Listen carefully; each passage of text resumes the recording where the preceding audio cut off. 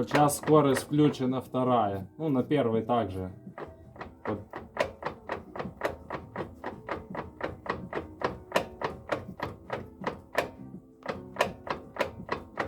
Колеса дергаю вверх-вниз.